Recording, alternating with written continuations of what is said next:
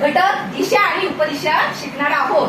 त्याच्यामध्ये काय आहे तर मुख्य दिशा पूर्व, पश्चिम, दक्षिण, उत्तर या मुख्य दिशा आहेत आणि वायव्य, ईशान्य, आग्नेय, नैऋत्य ह्या उपदिशा आहेत. हे लक्षात कशा राहाव्यात यासाठी आपण सोपी ट्रिक काढली आहे. पडला वामन उसात इतक्यात पूर्वा आली दरीतून नाचत. पडला म्हणजे काय पश्चिम, वामन वायव्य, उसात उत्तर, इतक्यात ईशान्य, पूर्वा पूर्व, आली आग्नेय, दरीतून दक्षिण, नैऋत्य नाचत.